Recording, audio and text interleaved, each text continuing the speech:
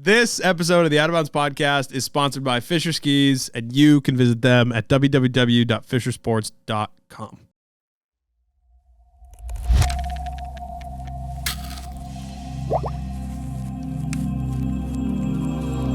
Hello. This is the Out of Bounds podcast. My name is Adam Jabber, and we have our first in-studio episode, in person, in real life, real humans, not on the internet. So no Wi-Fi issues, theoretically, in this one. It's with Christoph Lentz. Christoph is not just, I think, the most fun boot, like Lord of the Boot type person in the industry, but he's also like thoughtful, understands what actual skiers want, actually trying to make things better, and has some amazing new stuff coming out in the next couple of years from Fischer. But we also answer everyone's questions, kind of talk about some of the finer points of boot fitting, but also very like general baseline stuff that you may not know or may know. And we actually this is a fun conversation somehow while we just talk about boots. Obviously, we talk about the greatest kid boot that's ever been made. I actually just sold one in the shop like 2 hours ago. And kids are hyped. They're light. They're great. I mean, this is not an ad. I think we have a Fischer ad today, but nonetheless, I digress. That's what people say. That's what people with college education say is I digress. Before we jump into ads, because we do have a couple of those today, someone left us a voicemail, so we're going to listen to that if Ethan wants to hit play. Hey, what's going on? It's Donnie Pelletier calling to chat about the ski industry. I saw you put up that friggin' note on the Instagram there, and really wanted to call and talk about turning and how it's a fast, really. Turning is a fast. Most folks, in the ski industry, they talk about, oh, look, that guy, right there, he's got a nice turn. What most people don't know about turns is it just makes you go slower. I don't think people have gotten that through their heads where if you're going to turn, it's going to slow you down. So I think I'm starting a campaign this winter about not turning. And I think people will start to figure out that they can start to go quite a bit faster. And anyways, wanted to let you know that I'll be at the friggin' Granite Backcountry Alliance Film Festival there at the Portland State Theater right there on whatever it is, Commercial Street or Congress Street or whatever it is. And I'll be hosting that thing. So we'll talk more about it at a later date. See you later. That is the iconic Donnie Pelletier, and I tend to agree with him. I think straight lining is cool. I think we saw turns come back and become cool a few years ago, and the next phase of that is the Donnie Pelletier straight skiing campaign. Ski straight skis, ski them straight, go in a straight line. I think there's something to be had here, and I am excited to see Donnie in Portland in December. So we'll keep that info in the show notes. Thank you for the call in, Donnie. If people have commentary to direct towards Donnie, leave it in the comments or send us a DM, and I will make sure that Maine's best athlete finds it, gets it in front of him. So anyway, if you'd like to leave a voicemail message, I don't know the phone number. Ethan, what's the phone number? 877-927-3955. Okay, whatever Ethan just said, that's where you call in to leave a voicemail. And yeah, we'd love to hear from you. Play it on the show, especially if it's something good. We're kind of playing these without listening to them first, so TBD if yours gets played or not. So call on in. The number is also on the website, outofpodcast.com. And without further ado, we get into our Muir Energy tip of the week. Tip of the week is brought to you by our friends at Muir Energy, and they want to tell you to make sure that you pack a snack, okay? On your tour, on your bike ride, on your long run, pack a snack, preferably something with some carbs in it, preferably something that's somewhat fast burning.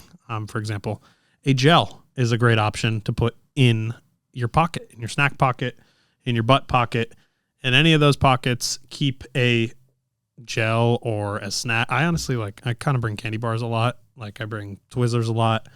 Obviously, I bring Muir Energy stuff a lot. Those gels are great because they're like a little thicker. They're like actual food.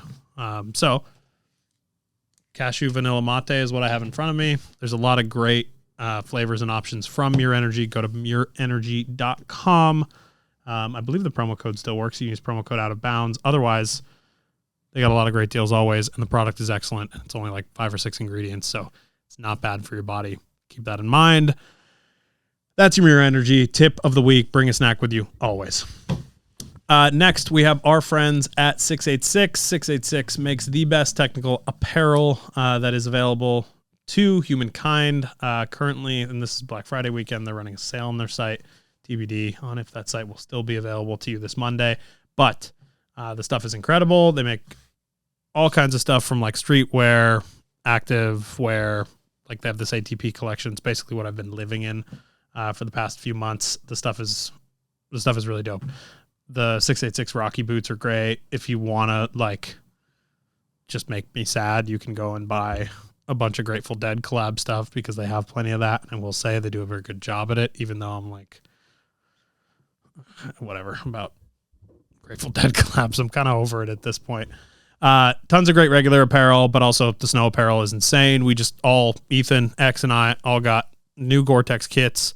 They're fire. Gray Boys, Concrete Boys, Slate Men coming to a slope near you this winter season. Okay, 686.com.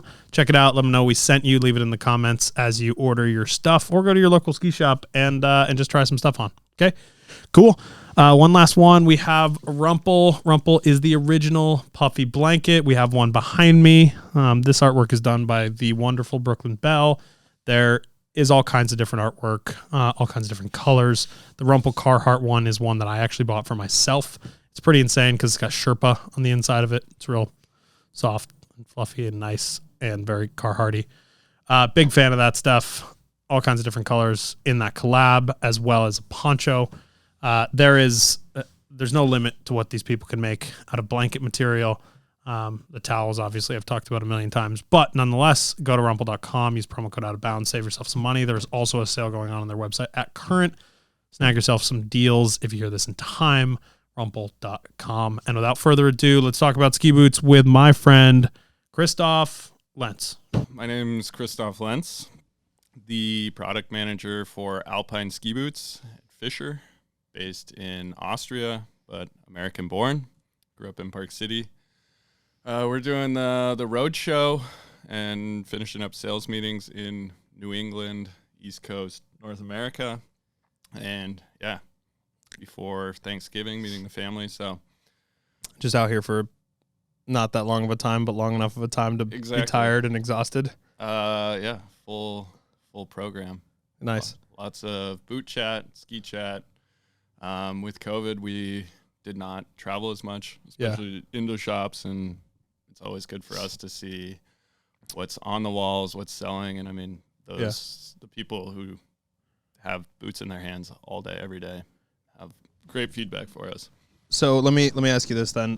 How much does it actually matter, right? Like people give you their opinions all the time, I'm sure, especially in shops. Like that's one of a shop kid or adult's favorite thing to do is like make their opinion heard, right? And I think like everybody that is in your position kind of deals with this a lot. Does it matter to you? Do you actually like that feedback? How do you sift through the good feedback versus the stuff that's just like people wanting to hear themselves talk? Yeah, I mean, we need feedback. We are often too in detail and are focused on different things. So it's awesome to get feedback. I think by now I've gotten better at it from sifting through the different types of feedbacks. People who just want to say something and come up with a question just to say I raised my hand and asked a question. Yeah. And then there's, the last couple of days meeting boot fitters who immediately take the boot apart and start measuring things and are saying looking at it detail, you realize really quickly what kind of perspective this person is bringing. And the standard feedback, oh, it's awesome. I'd rather hear critique and saying why is this way? Have you thought about this? I have this problem. That helps me more than it's so sick. Yeah. I think it's a hard thing for people to say. And I feel like a lot of times it's the older guys that are willing to give you actual feedback. You know what I mean? Because they're comfortable and they're not afraid of you being offended about it. Right. And they actually want to give genuine feedback. Yeah. When we're going through the design process as well, that's so sick. I would love to buy that. I would ski that boot. The operative thing that we're always trying to get to, the $1 million question is, can you sell that boot? Is that something that makes sense for the company and everybody involved, and that we're not trying to build the thing for Yeah. the one shop kid. It's included in that, but we can't only hear that kind of feedback. You need the wide range of things, and that's where these trips are cool. You hear all types of race boot fitters. You hear the kind of commercial chain stores as well, and then specialists. I mean, everybody's carrying a different mix of stuff. Some people are psyched on junior stuff. Yeah, it's funny. I always feel a bit uncomfortable like talking about the super high end product, right? Because I think so much of the market is that middle area where most skiers exist, right? Like we all like to talk about the fancy shit, and I'm sure I've talked to you about this before, where it's like we talk about that $1,000 boot, right? And the industry focuses on it so heavily, but there's this huge area that gets missed out on, and it's like that middle of the line product that people actually spend retail money on. Yep. Right? Because a lot of times the people that are buying that super high end boot, buying it end of season, year after, or they're buying it on pro form. Yeah. You know? I mean, I think we're as equal to blame as the ski media. Yeah. And you have the 130 pro model, shiny, new, all of the tech in it. I think for this year, it's been a focus as we're bringing in the new boot collection is I actually start all my presentations with the 110 MV model and talk about everything that's going on there. Right.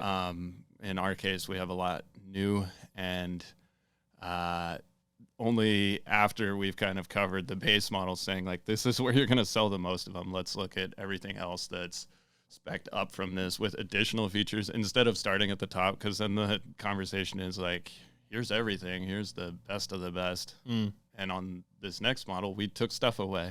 And here we took stuff away. We started at the bottom, and like I think that was a focus for us, is to be stoked on that price point, however you call it, 90, 100, 110 level, where we know the quantities are way bigger than on some exclusive 130 top of the line pro model. Right. It's just how the market is internationally.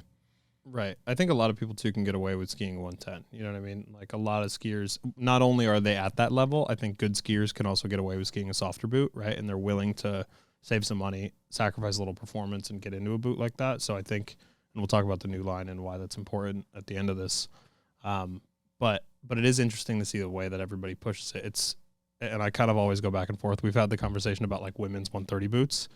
It's like should exist, obviously, and it should exist down to a 22, maybe even a 21 in some instances. But it's really like that's such a small piece of the pie. And I think people get obsessed with the idea that they need a 130, or honestly, like I'm happiest skiing 120.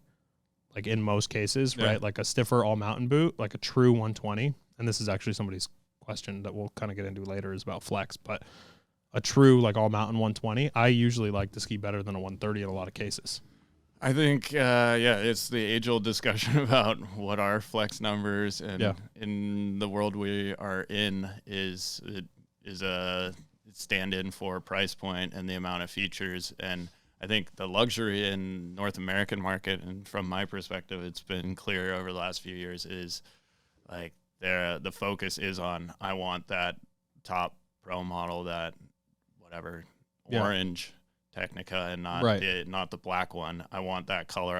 I've got this vision of what I want. And in Europe, it's a little bit different, where people are starting from the bottom and they need to be upsold on each one. And your problem is like you don't necessarily want to downsell that excited 130 customer to a cheaper boot, but you almost have to. It's sometimes the balance that at least where the status quo is internationally. Whose fault is that, you think? You think that's just the culture in this country? Or you think that's Lang's fault for making a blue boot that was high performance, and everybody decided like this bright color blue boot is what? Because like to me, that's what sticks in my head, right? I mean, I think it's a capitalistic decision in terms of making the most revenue in the industry, where if you lower the price, you're going to get more people interested. On the race boot side, you've seen it we've had it for a long time, that 170, a 150, a 130 flex race boot all cost the same. Right. And it's like a minor adjustment in terms of flex material. But in the commercial segment, it's, the dealer wants to have those different price options on the wall too. I'm all for making them all an entire collection at the 130 price point or the 120 price point, but That's the realities of the sales environment. So you mentioned boot fitting a little bit. One of the things I kind of want to touch on, because I think it's important, but I think both sides of this are important. How do we feel about boots as they stand today, right? I think boot fitters, I've had this concern brought to me a few times where people are almost worried that their position as a boot fitter is less important, right? And I've also seen it from the consumer side where they're like, oh no, boots fit extremely well. Why would I need to do all this stuff to dial it in? So in your eyes, the role of a boot fitter in current 2020, 2023, what year are we in? 2022, 2023. Still, yeah, whatever, the 2020s. Yeah. How most boots fit well, right? Like most boots fit excellent out of the box and need pretty minor adjustments to make it on somebody's foot. I think there's a clear trend, and I mean, that's the focus of all of us and everybody else in my position at the other brands, is to make a boot that fits as well, that skis as well as possible, that meets the needs of that consumer. I think there's been a lot of progress, and I think especially in the last, 3-4 years, if you look at what's happened with kind of commercial on-piece performance boots, the fit, the quality is catching up.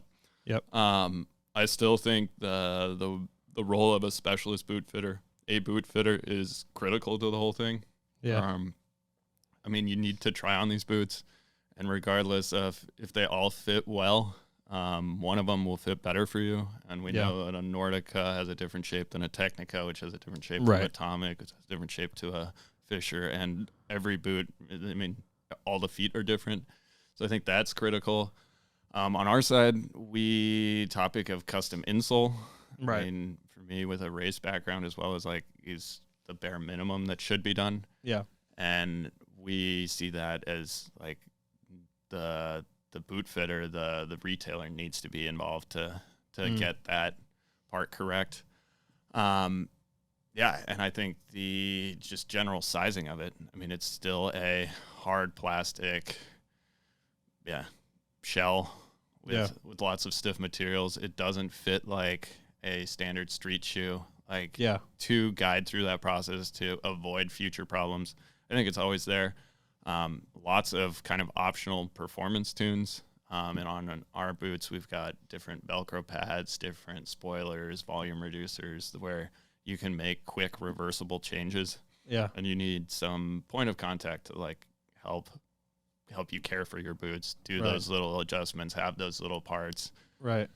To service things. I mean, I don't see it going anywhere. I think in the realm of e-com, and this is my personal opinion, it don't speak for everybody at the company, but I think the future where the retailer's perhaps carrying less inventory in stock and moves into maybe more per appointment. Yeah. But that, I mean, you can't buy a boot online and get the same end result and ultimately the same ski experience without having somebody you trust to help work through those little things. And I mean, the boots cost a lot of money. It scares me when I hear of people in their kitchen going with the knife and boiling pot of water, and just you can fuck it up pretty quickly as well. I don't know. It's a warranty claim. Trust the guy. It's an experienced technician, and I don't know. We all know what a boot fitter will do to the experience, but I think regardless of how the brands develop, I think that's a crucial link for the end consumer to get the best ski experience possible. Yeah, and I guess I'm not, to clarify too, I'm not in any way saying that boot fitters are not relevant and are not important for certain aspects of it. It's just sometimes I feel like it almost gives a negative connotation to the end consumer where they do all this smoke and mirrors stuff that could be eliminated from the gig. Obviously, there's some really good boot fitters that are just, to me, it's you're trying to do the least work possible, right? A solid boot fitter is trying to get you in the right boot that needs the least amount of work out of the box to fit your foot well, right? Not trying to take this boot that doesn't fit someone's foot because it's what you have on the wall and rig it up so that it works. So I always wonder okay, these boots are getting better and better and better every year. I would never be able to buy a boot online. It doesn't make sense to me, but you're starting to see that happen more and more and more every year. So it almost goes back to the need of a professional boot fitter as opposed to getting further away from it as we kind of get into that online space. Yeah. I mean, we've we've explored things on the scan side. Yeah. And I don't think, we necessarily need to go down that rabbit hole. But I mean, I think regardless, you buy a boot online, you buy a ski, you buy a binding, you buy maybe even a skin, crazy, with the whole package. I mean, I'd say 9 out of 10 of those people are coming back into the shop anyway to get it mounted. And for sure, like probably don't have the right brake for the binding they bought online and like need to do that whole thing. Yeah.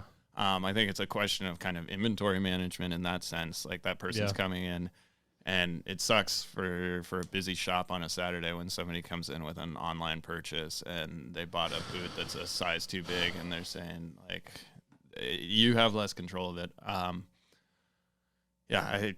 I've suggested everybody goes to a boot fitter. I mean, just alone. Or at least to a retail shop that you can try stuff on. And like the try and go buy online is the worst thing that you could do to a shop. Like either buy it online and give them, like pay them as their time for a boot fitter, or buy the boot from the shop, and get that service and kind of get that kind of baked into the whole deal.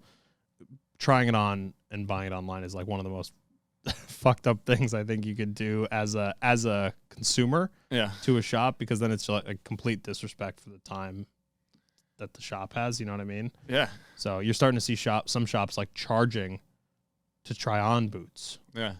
Like I don't like that method. Like it is a thing that people do, but it almost feels like too defensive. Like you're too closed off to people, but it does work. Like it prevents people from going in and just trying to, like, even if it's $25, and you get it refunded if you buy a boot. It's a little bit of a weird rabbit hole. It's almost like you're pretending that people don't want to buy these boots online. And I agree with you. I think you're seeing it in bike, you're seeing it in ski, you're seeing it in boots. We're lucky that these items are serviceable for shops, right? Because otherwise, what's the real need? Yeah. I mean, I think it comes down to information as well. I mean, the market is developed with a lot of really good boots and skis and everything else. But, I mean, as a consumer, you guys are doing gear reviews as well. I mean, there's just a shit ton of products out there. Yeah. And so as a consumer, you're overwhelmed. I think that conversation, chatting with somebody and not even talking about skiing necessarily, is like, where do you live? What are your goals this winter? Yeah. Like, do you do any other sports? Have you worn hockey skates a lot? Like, do you have any injuries? Like those kind of things, like you're never going to be able to get solved online. And I mean, between a poor boot fit or a boot that fits poorly is like a day ruiner. Like nobody should have to deal with feet hurt. I think as some of the questions that came in, like that should not be foot hurt. Like we don't want foot hurt. And it's possible to ski or even regardless of what your feet look like. It's just, that's a process. And it's the money is well worth the time to like shortcut and get something that works for you. It's like the critical intimate link to your whole ski package. Right. Doesn't matter what top sheet you have on your skis, they're all good as well. Yeah. Like get something that works for you where you're skiing pain free and you're not, while you're going down thinking about, man, my pinky toe hurts a lot. Yeah. Yeah, it's funny too, because there's also boot fitters that go and they ruin that, right? And they're not even really boot fit. They're just going in, they're trying to sell you a boot, like, 3 sizes too big because it's based on your shoe size. Like I joke about this a lot, and I'm pretty harsh on that pretty often, especially online, because it screws you up for the next time someone goes into a shop, because they have this, like I just dropped, actually, our editor, Joe, who's listening to this, he bought a boot at the Boston Ski Expo, which is this week, a few years ago, in a 28.5. I sized him, and the dude is in a 24.5, right? And this is a skier. Like, this is somebody who skis, right? And somebody just told him, I'll buy a full tilt. It works. It fits.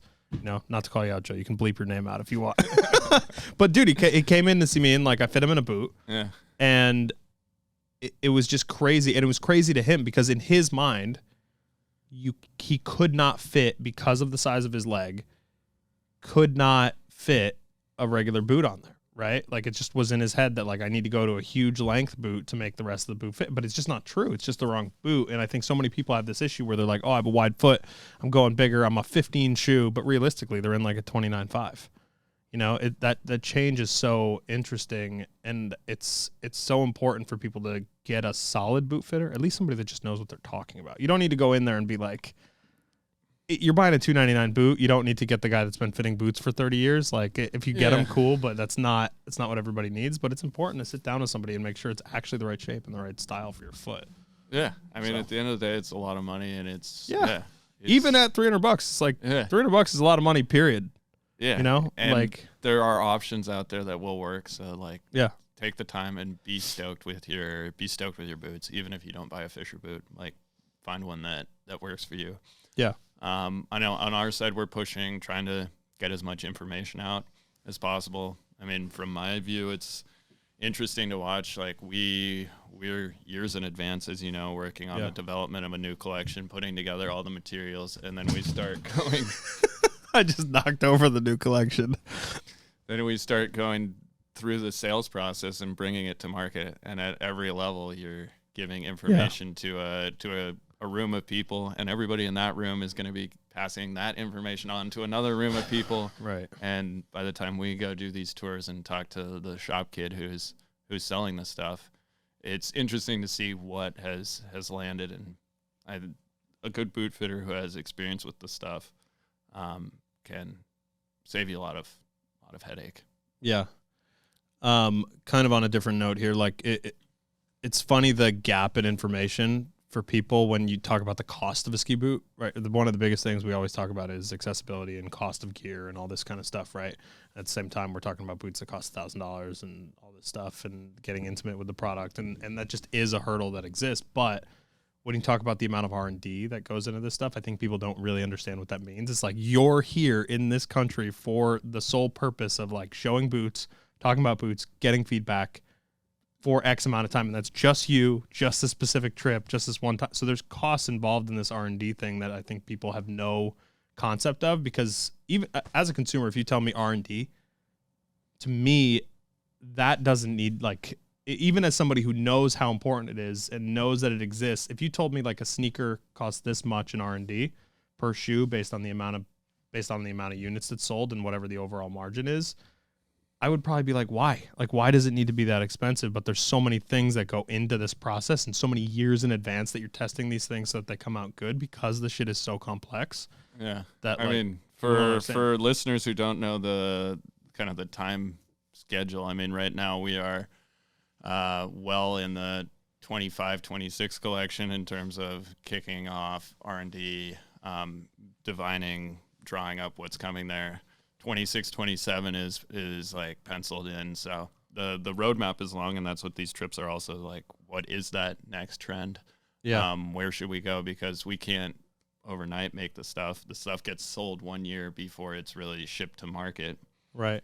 And by the time we present it, we want to be confident. And I think we did a good job this year. And that's kind of the one of those key inputs as we're starting to define the stuff, is being confident that this is the right direction. We're building something somebody wants.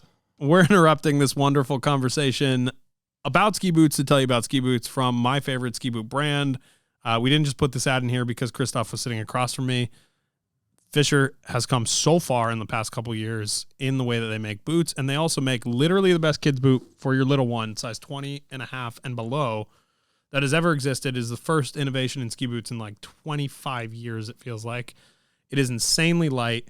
It looks sick. We are campaigning to get a 27.5, but TBD on that one. They make a huge range of boots, whether they are an alpine touring boot, a boot like the Ranger series that is a crossover option that you can ski all day and also tour in all day. Transalp, which is an awesome boot as well. That is basically like the bridge between Traverse, like your Ski-Moe lightweight boot, to your Ranger. Transalp sits nicely in between there. We talk about all this stuff.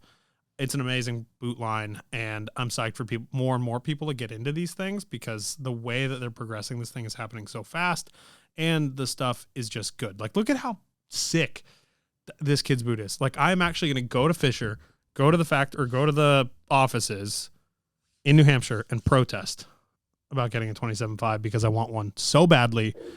But go to your local ski shop, get yourself a Fischer 1 or a Fischer 2 for your little one. Or if for some reason you have really tiny feet, that works too. And check out everything Fischer has to offer at fischersports.com. And as always, thank you, Fischer, for supporting what we do.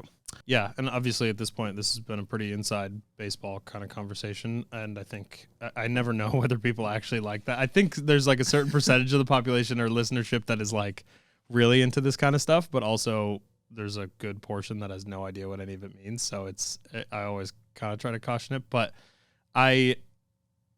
one of my questions, I guess, is what does it look like for you when you're looking at a product and you have to make like a last minute change? Like, how do you make that last minute adjustment? Because you hear on the retail side, you hear about this stuff all the time, right? Especially, I feel like it happens way more with clothing because it's easier to change, but like say a zipper's wrong, right? The direction, small tweak in the direction, the color is off based on feedback on final showing to everybody.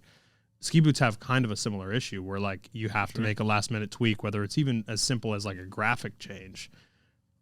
Is that a stressful thing to you? Is that a thing that you welcome, like that last minute, like pull trigger? Because there's a lot of ego that goes into putting out a product. It's the worst thing possible, you know. It's the worst thing possible to try to make a last minute change. I mean, simply put, if you think of a graph, the cost of a change, the closer you get to like when it needs to be finished, the cost goes up, and the ability to change things goes down. Yeah. So if it's 2 years before we're planning to go to market, the cost to change it is minimal, and the amount that we can still change is huge. And every month that takes on closer to that, the cost goes up and the amount you can change is reduced, because you're dealing with big aluminum steel molds and a lot of things. You want this stuff to be tested. You want to have durability tests. You want to have skier feedback. You want to have skier days on it. So everything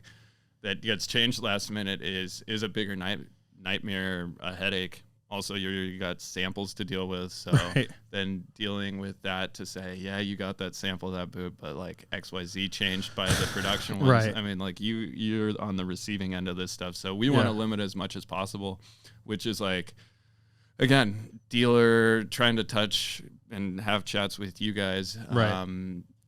People who are really on the ground, so that we make the right decisions, because we have to start planning, investing now for stuff that you're going to see years down the road. And then you come and say like, oh man, why didn't you do this? Right.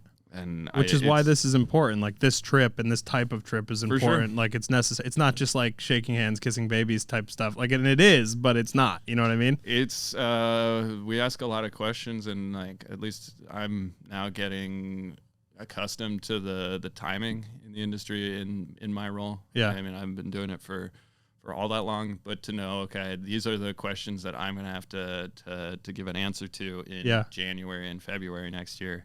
Yeah. What questions can I ask now that when I'm faced with that decision, that I feel confident in? And I mean, largely thanks to you and your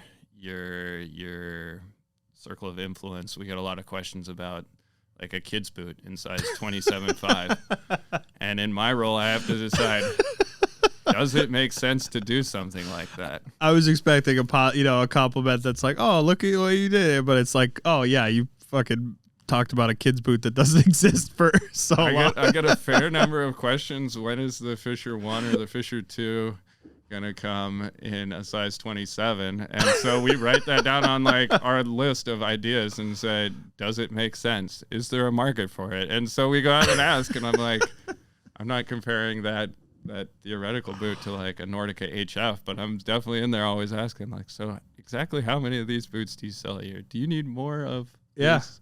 I'll tell you what, though, I hate that boot, and I was such a big hater of that boot when it came out, but there is an audience that really likes that kind of thing, and there's an opportunity that does or does not exist, and we'll go into this later in the year, I think, but there is definitely an opportunity for something not like this and this soft, but something that slips on, you know? Like, that is like, I don't ski. I am Kim Kardashian, and I make 17 turns a year.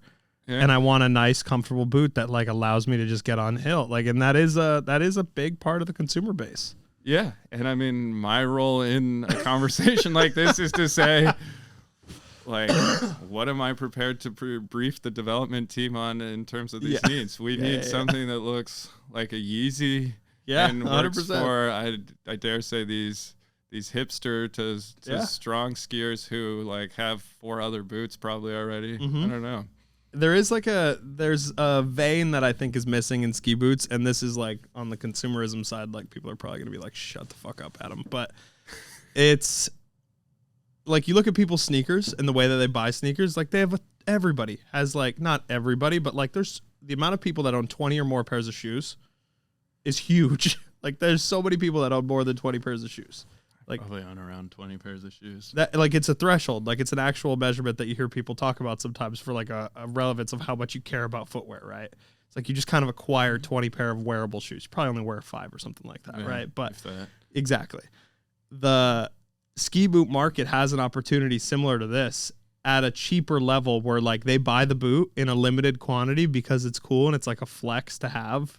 And that's an opportunity to sell some product that I think some companies take care of. And K2 does this, but I think K2 does a shitty job at it, right? Where they like make a limited release and it's ugly as shit and like whatever, they leave it alone. They do a great job in skis, but on the boot side of things, they're sorry, Tom and Brad, if you're listening to this. But I mean, it just is, there is a vein there. And I think like that kind of boot, there's a way to correlate it, even if it's not a real ski boot. Like to me, that boot could be this. Like, I'm dead serious. Yeah. Like, that could look like this. No questions asked. You could make that in a sneaker. Like, Fischer Austria could make that in a sneaker.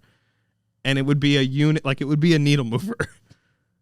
This is not what you want to hear as, like, a technical product person.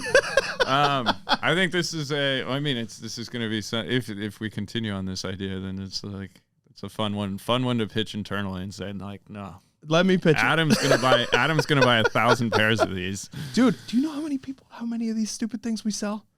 It is crazy how many retailers sell this thing. Full Tilt's not making them because they're fun. Okay. Yeah. K2 did not keep them and move them to Line because they're fun. Like, for sure. It's a product. It's a real product. Yeah.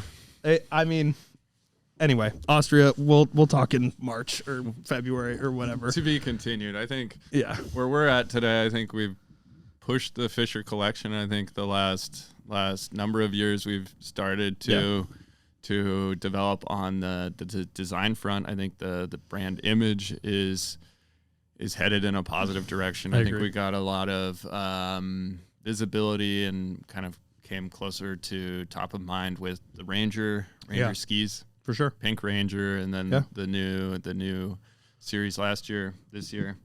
We want to keep pushing in that direction, especially on boots. I think we're strong on the touring front. I would argue probably the strongest, like of the consistent Alpine brands. I mean, there's who to compete. Like it's Technica maybe is like the only one that's like really comparable for the major brands that is in that same vein that makes a touring category. But it's like I told you this before, it's the most complete touring category already as you move forward. So I think, and what you guys are doing to move into kind of taking over that all mountain category and dialing that in the same way you did with touring is really important, right? Because there's a boot for the 3 different types of people that tour. People that don't give a shit about touring, or like people that are really aggressive and tour, 5 times, 10 times a year by a Ranger. People that are looking to like tour a little more often, but like need a burlier boot, buy a Transalp. Yep. And then people buy a Traverse if they're looking for this super lightweight, airy, not even really ski, like almost a ski mo boot. You know what I mean? Yeah. So it's an interesting category for you guys to kind of own, and it makes sense. Like it's kind of always where Fischer's been. Yeah. But stuff is starting to become more skiable. The line is kind of being completed, and I think now as you move into the all mountain boots have always been really good, but I think this next line that we'll talk about at the end, kind of, and people won't hear until January, is a new level. And I think that's like you almost like have unlocked this ability to be like, look, we have a top level all mountain boot, and arguably something that's going to be the best all mountain boot that comes out. Yeah. Which is an interesting place for Fischer to be in because you can kind of corner that boot market in a way that hasn't really been done before by the brand. Yeah. I mean, I don't know if I'm ready to claim cornering the market, but I think but we see it as a segment where we're really strong on the ski side. Yeah. Curve skis, all of our front side skis, RC1 GTs, even some of the skinnier Rangers. And then we've got the whole line of RC4, like pieced carving skis. Yeah. I mean, we've got a lot of really strong skis and we move units there. Yeah. And on the boot side, We haven't had that same match. Yeah. On the touring side, I think the boots have been really strong for us for the last number of years, and we've been catching up on the ski side there. On the race side, I think what we did with Podium LT, a junior race boot last year, I feel really strong about what we've got in that race segment. So this on-piste mass consumer segment that in my mind works for 80% of skiers is critical. That's the bread and butter of most ski brands, is to own that market. It's probably like it overlaps with some of the Ranger skier. Yeah. Ranger skier is not always skiing a Ranger 50/50 boot. Yeah. Ranger skier is frequently skiing a fixed cuff boot. Yep. And I know from our team guys, I mean, a lot of them skiing a race boot. And I think what we've got coming now for 23-24 is to bring the performance level, bring the fit, bring that boot that has been missing to pair with your Ranger 102. If you've got an attack binding on it, let's say, like that person has been. The really strong skier has been going for a race boot just because they know those ski well. But you miss out a lot of things, or the downsides of a race boot are just, there's some glaring.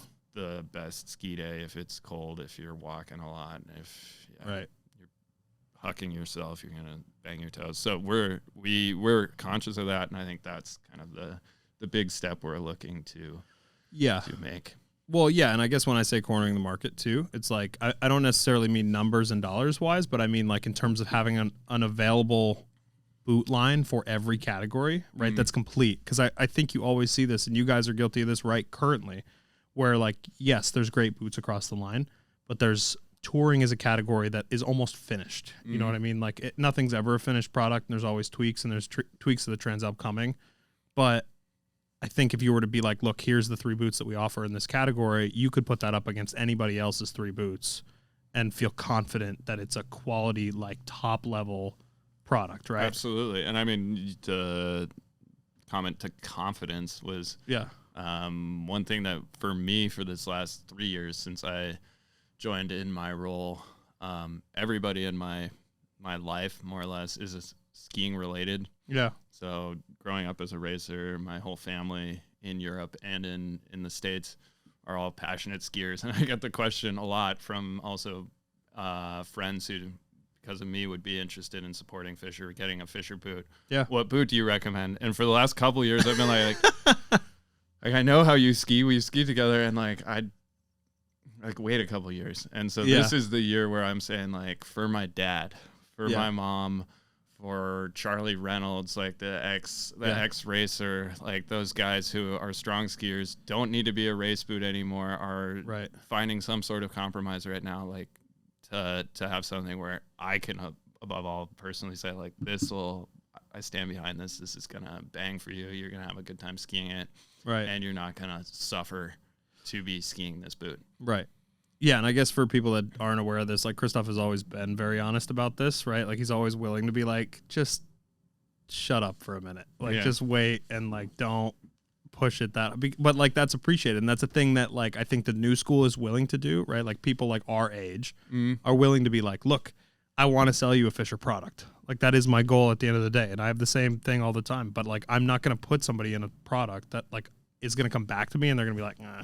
Right? If I know something's coming, if I know something fits better, if I know something's going to change, I'm not going to do that, like pull the wool over your eyes and pretend that this is the best one, because like there's no longevity in that. Your friends trust you because you're honest with them. The people that come to you trust you because you're honest with them. It's just they're not going to keep doing that if you're going to sell them a product. And again, I'm not talking about any particular product that's in line that I'm like, oh, this is bad. Like nothing's bad. Yeah. Right? It's just there's something for everybody, and that's the whole point of having an open market. I mean, yeah, listen, we ski all of our boots, and I mean it took me a couple years to like have fully skied and formed an opinion on all the boots that were in the collection when I started in the role. And since like continuing every chance I get to ski every competitor boot, all the new relevant ones, like we've been skiing, and the other brands aren't sleeping, so keep pushing. And I'll tell you about the competitor boots that I think are sweet, but we're always looking ourselves in the mirror too to say, like, Yeah. Traverse boot is good, but we can make it better. There's stuff we can adjust. Yeah. Yeah. I mean, that boot's been the same for a long time too. And like it is at one point, it was the gold standard. Yeah. Right. And it still is an excellent boot. Like I actually, for certain things, I still think it's a wonderful product. Yeah. But there's always stuff you can do to improve. But yeah, it's important. It's funny. Like you look at a lot of these people that work at brands like in the same role as you, and I'd be hard pressed to find somebody that actually cares more than you do. Like you get very I like vividly remember you like screaming at me in Winter Park last year about a 130 flex boot for women, and like it exists. This is why it's important. Like I'm trying to get everything I can get done. This like literally he's like yelling at me at like 8:00 at night about ski boots. And I think that's what's important for Fischer going forward, because for a long time it almost felt a little like stuff is stale. And I think in the last 6 years, stuff has made this big flip where it's not just like the Euro brand that you buy like a high-end product from, right? It's like people actually really, really give a shit.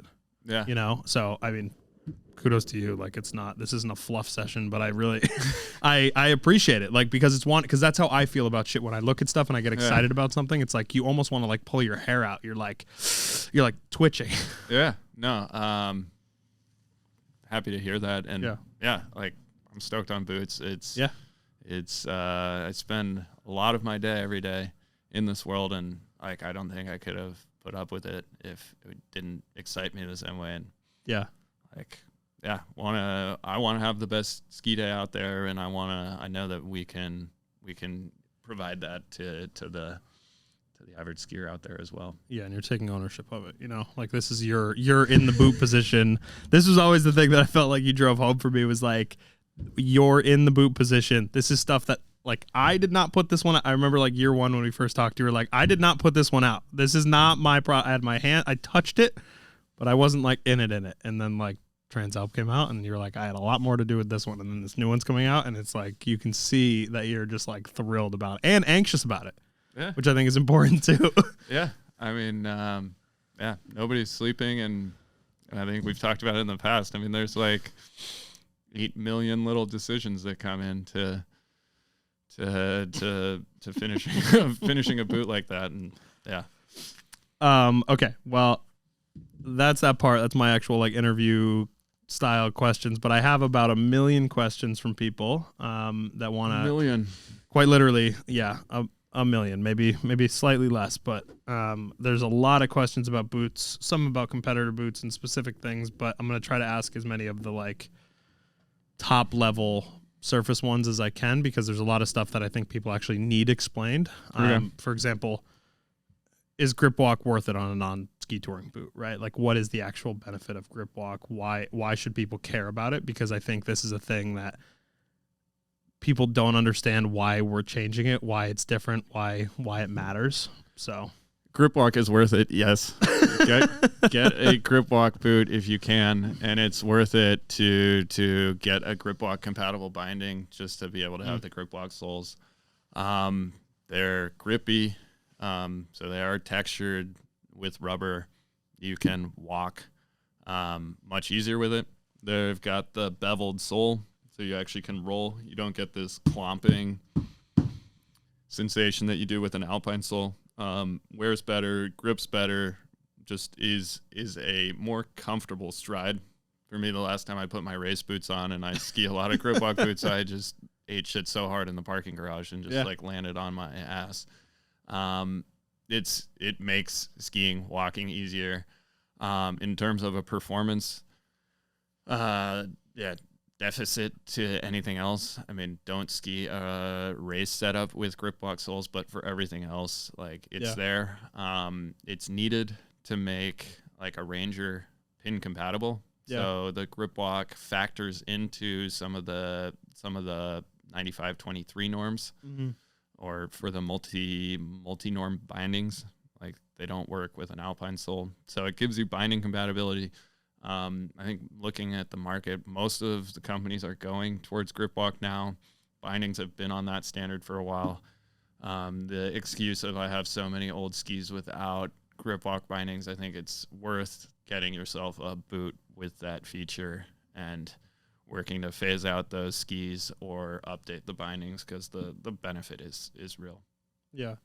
Yeah, for sure. And I mean, some companies like, look, you can buy a grip walk plate basically and put that thing down in your bindings. Like that stuff exists. And I think that the whole industry wouldn't get behind it. There was like that little war that was going on between WTR and grip walk for a little while. Grip walk is unanimously won. Yeah. Last year they got minted into an ISO standard. So there's the ISO 23223, which is formerly the grip walk. WTR, that's gone. Yeah. Like, I don't know, I dare say 90% of the bindings out there, excluding the race bindings, are really compatible with it. All of the tacks from Tyrolia are there. Including the junior boots for Fischer, we are standardized on them. So that's a minor point, but for the retailer that's carrying that boot, whole pattern is the same. You can switch every grip walk sole to a alpine sole. Specialist boot fitters will talk about canting and alignment. You can't using cantology shims. You can deal with it.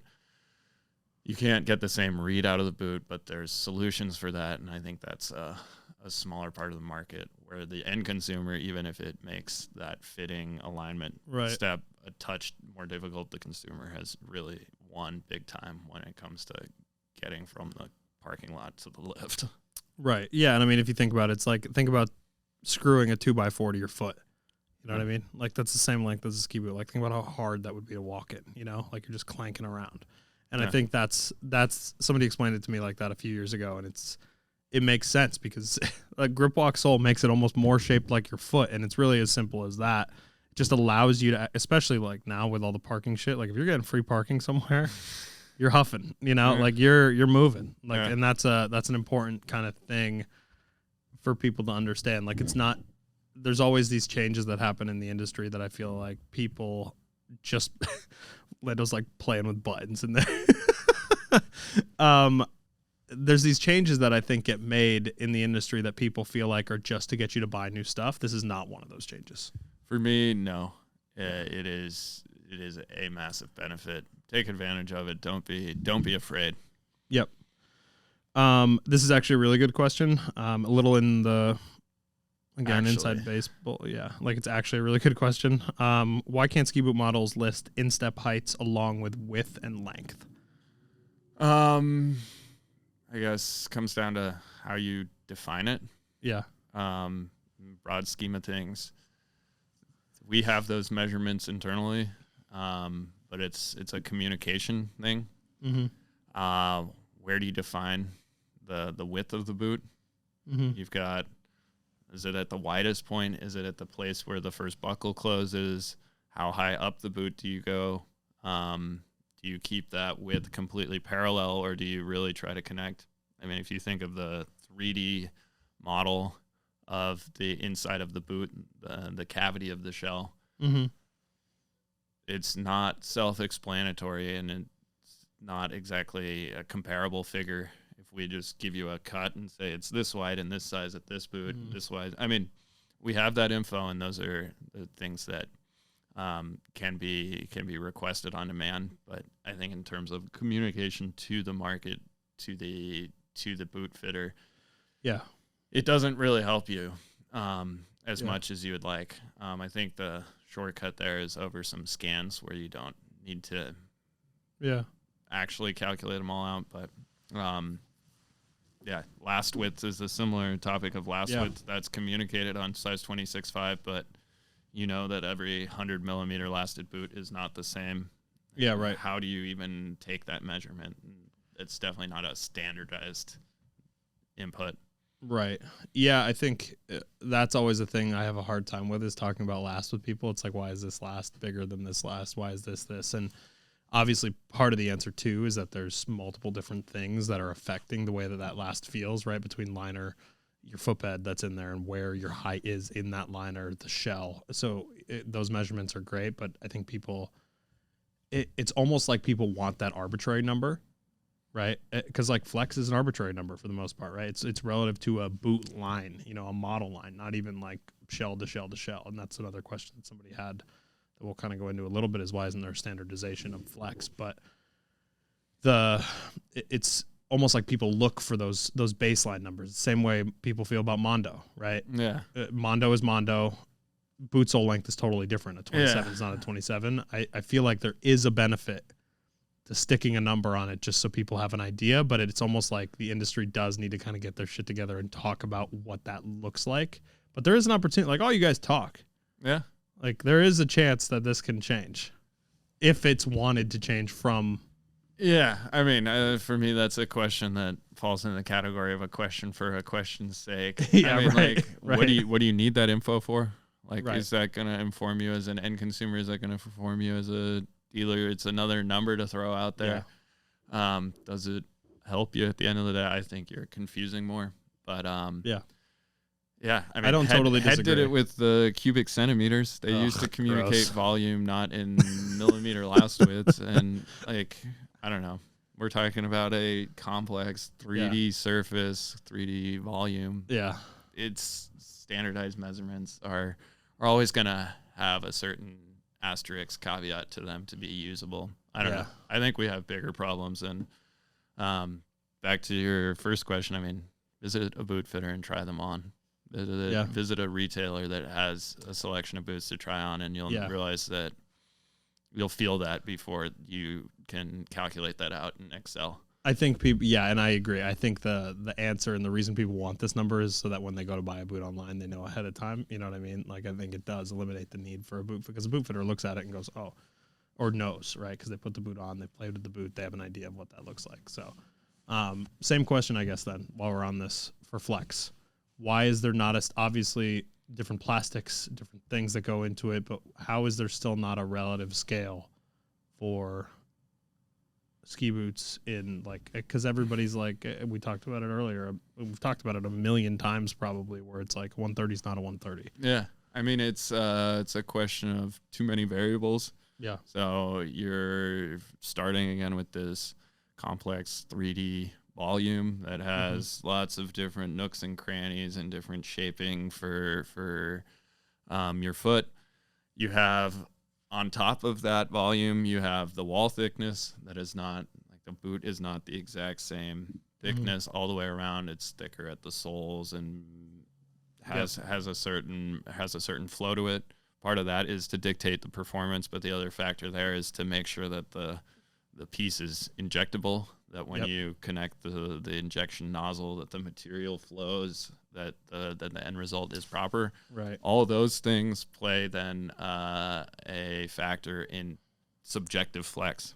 And so because that shape is always the same per every boot in that family, so that the 130 has the same shape as the 120 to the 110, within that kind of a world, you could standardize and come up with some sort of quantitative empirical rating. But if you compare the Ranger 130 with the Hawks Prime XTD with a Cochise, the wall thickness, the geometry, the shape of that volume, without getting into the different types of materials, you're already so far away. So we do it in the lab where we have a machine and we'll put a standard force through it, and we'll do that as kind of a sanity check. But that info is non-relevant to the skier, in the sense that you experience the flex subjectively, and as soon as you step in, you're going to decide if it's stiff enough or soft enough for you. And a different foot in the same boot is going to have a different experience of this flex. If you've got a skinny little foot, if you're sized up or sized down, if you're a 26.0 skiing a 26.5 shell, or you're a 26.0 skiing a 25.5 shell, it's going to feel different. As the boots get smaller, the material usually stays the same. Some of the smaller boots get softer material, but the smaller that surface is, the less it deforms, the higher the subjective flex is, everything equal. So it's a problem of variables. And again, kind of back to the measurements, it's like we can overwhelm the market with some more info, but at the end of the day, it's the best solution is to go to a retailer and try on the Nordica 130, try on the Fischer 130, and find out what works for you. Last ad of the day. Thank you for being here and thank you for listening. If you are an ad listener, I very much always appreciate it. The original American Hard Cider is Woodchuck. Go to woodchuck.com and check out all of the amazing offerings that these people have. It's insane. Like they have, if you don't think you're a cider person, I challenge you to try one of every flavor of Woodchuck and tell me that you're no longer like that. You still don't like ciders. It's pretty insane. And there is a flavor for everyone, whether that's rosé, prosecco, paloma, guava, another, pumpkin. There's a million. There's traditional, apple. Nonetheless, a lot of ciders coming out of Vermont. Stuff is incredible, and they can ship it to you now in most states. So get yourself hooked up to your door, woodchuck.com, and be sure to visit the cidery. Go to Vermont, visit the cidery, hang out, have a drink, have a great time, go skiing, go to Stowe. If you're going to Stowe, you're going to Sugar Bush, you're going to any of these places, stop by and hang out at the Woodchuck Cidery. Cool. Back to our episode with Christoph Lentz. Thank you very much, as always, and that's all I got. Bye. It's funny. I'm looking through the questions real quick here, and like there's probably 24 about flex and standardization and questions about it. So it's like it's clearly something people care about, but I agree. There's just a lot of variables, and like even when you talk about like the shin height, right, and the leverage that goes into a boot, right? You talk about like it's just going to feel different from person to person, and I think it's hard to put a number on that. It's almost weird that a number is put on that. But it's like, what do? Do you do old full tilt and be like, this is a 6, this is an 8, this is a 10, because it's solely based on that. But there's not that same ability because the flex is not really controlled by this one tiny little piece. It's controlled by a lot more than that in a 3-piece shell, you know? That's a 2-piece shell, rather. Yeah, that's the nature of it. And I mean, every material responds differently to temperature. So the PA materials in a touring boot have a smaller range. Yeah.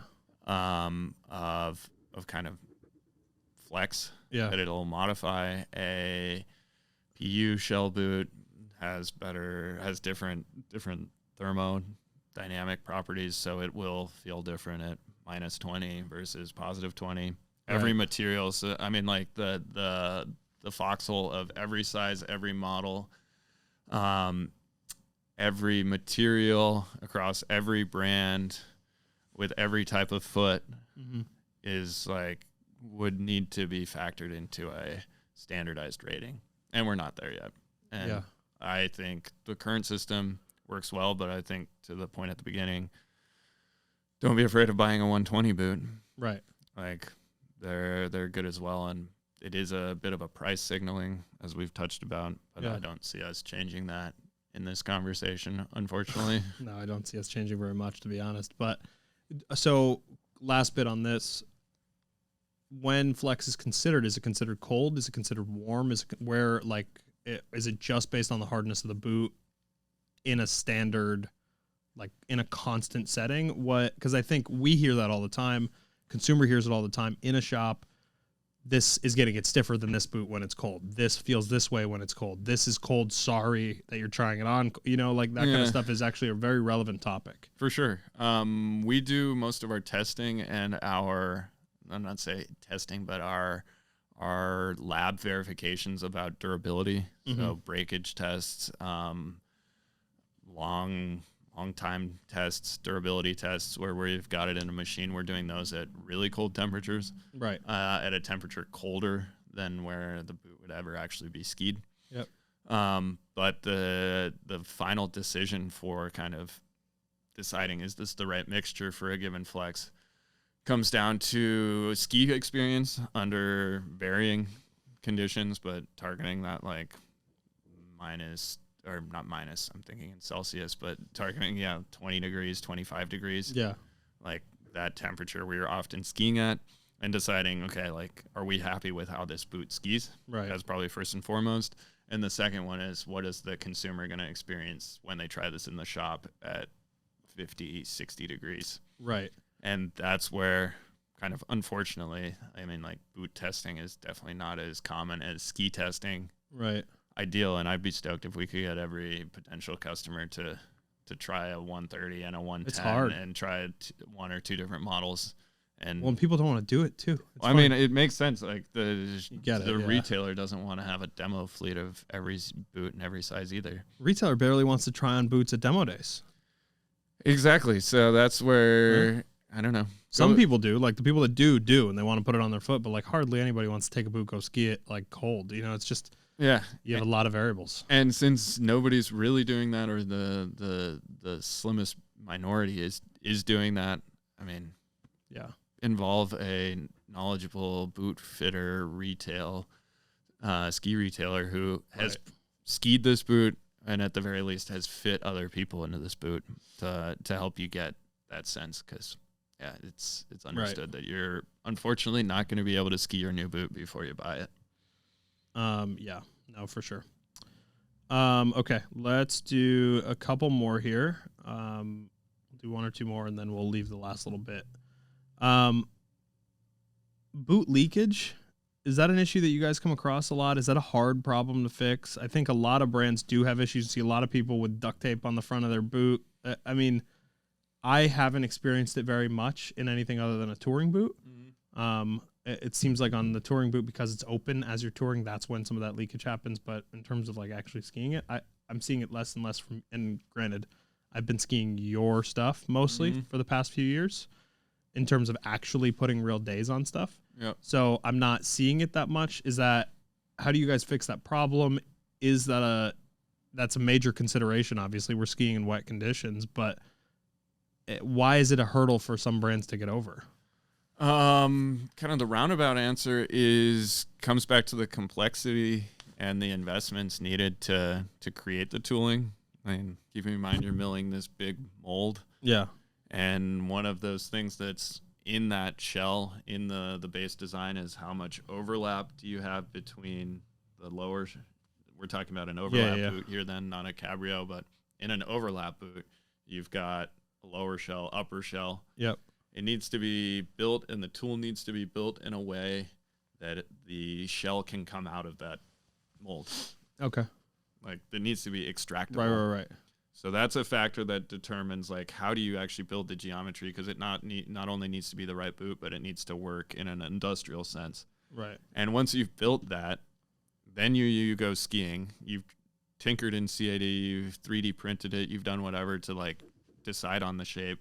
Then you go make it, and only then do you notice, like, you can't simulate water.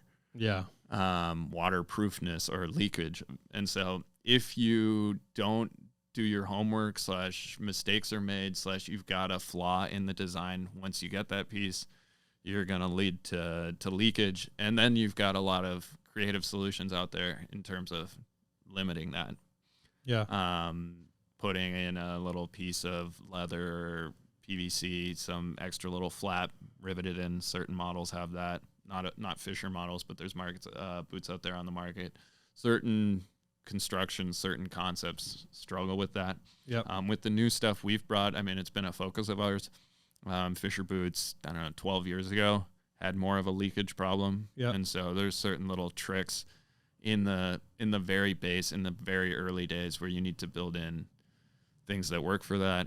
It's also, tooling question of how that place where the water protector goes in, you have a hole in the front that's usually filled with something rubber. There's maybe a rivet in it. Like, it's an industrial problem for solving that. And once you have a leaky boot, it's expensive to try to correct that. And those are super difficult things to retouch or to fix in that. So they'll just run it. And so then you run it, and for certain boots out there, it's crazy that that's still a thing. Duct tape is a solution. So. Whatever. Okay, last one, and it actually pertains to boots that you guys don't currently make. One, rear entry, which I don't really want to spend that much time on because I don't think it warrants it. I think there's a certain consumer base that does it, and it's such a small piece of the pie. I get why that doesn't exist from you guys right now. The bigger question here is, when you're exploring these shapes and different designs and ways to go down kind of the rabbit hole of making a new product, is a 3-piece shell or a cabrio design a consideration for you guys? Because to me, it does have this cult following, right? Like there are people who think that they need, and maybe they're right, I don't know, but that think that they need a 3-piece shell, that think that they need something that exists in this vein. And to me, if you've watched the progression of these boots over the past 10, 15 years, it's clear that it's not just a solution, because they change their mind on stuff as they're making these things so much more vastly, I think, than a traditional boot. And partially because there's not as much of them, there's not as much test and all this stuff. But I remember Full Tilt was like, in the beginning, was like, oh, you don't need a footbed. We don't send them with footbeds. What do you need a footbed for? Right? Like it was like a crazy and they were like, oh yeah, it's got to be a wrap liner. Like all of this stuff. And turned out none of it was true. Right? Yep. Now they're shipping stuff, and Flex is shipping stuff with, a stock little tiny footbed in there, and they're doing tongue boots. So is there a benefit? Because it's really Full Tilt and DeBello doing these things, and Roxa, I guess. But for us, and I mean, I guess that's part of these visits, evaluations, is trying to decide where the demand is, and if there's really a market need, and does the market really need more rear entry boots? I have a personal opinion about that now, but what's your personal opinion? I think the Nordica solution, I think, is good. Yeah. I think it's not a category where we all need to rush and try to take there. I know for Fischer we have other immediate goals. I think there's certain boots where much more potential is in. Yeah. And I think we can it's better for the brand, and that's the direction we're going. I think once we're satisfied in certain open categories, it's always on the table. Yep. Whether that's a three-piece boot or a rear entry boot. Yep. Right now we're pleased with what we've seen on our overlap constructions, and it's definitely commercially viable. It works. Yeah. We're experienced there, but we're always kind of testing on other stuff. That much to say, not on the immediate plan, but it's sections that we're always observing. Yeah. I think with Full Tilt, Reichley, K2, that's a mold set that has had many owners, and it's one concept that has not evolved so much. For us, we're pleased with the overlap construction now. Right. And, who knows where the future direction will shift to, but paying close attention to it. Yeah. And I don't, to be fair, like my personal opinion, and not because Fischer people are sitting in this room, is that I don't like it. Like, I think it's dumb. I don't think it makes any sense. I think there's a very I think it's a get around to a proper fitting boot in a lot of ways, right? I think it's a get around to making a boot fit out of the box for some people. I don't think there's a real performance benefit. And I think unless you're somebody who wants to buy a $399 boot and change the tongue out so that it has the stiffness of a $699 boot, that's the only real thing that I see. And you don't see that happening with DeBello very much. Or Roxa, you see that happening with Full Tilt Flex, whatever. Yep. I don't see a benefit to me that like the big thing was like preventing shin bang. It's like I think a proper fitting boot, there's a big way to avoid getting shin bang in a boot that is not just kind of jumping ship and going to this other design. Granted, there are people that live by this design, and there are people that like will tell me that I'm an absolute idiot because I don't have this problem, and both of those things are probably true, you know. So it is interesting to me that's a market that people keep hammering on, and I don't think that there's a huge need to rush forward. I think if you're gonna do something like that, you might as well try something totally new. Yeah, like a 1 or a 2 and a 27.5. Here it comes again. But I just think it's tapped. I can tell you like firsthand. Like we sit on Cabrio boots every year. Yeah, we carry them because we need to, and like we'll barely make our money. Like we'll make our money back and we'll sell them, Full Tilt excluded, because there's a very specific market for that. But Pantera, Lupo, those kind of boots, whatever the fuck Roxa makes. I don't remember what it's called, but in my role, it would be, I would never say we need to make a rear entry boot or we need to make a 3-piece Cabrio boot.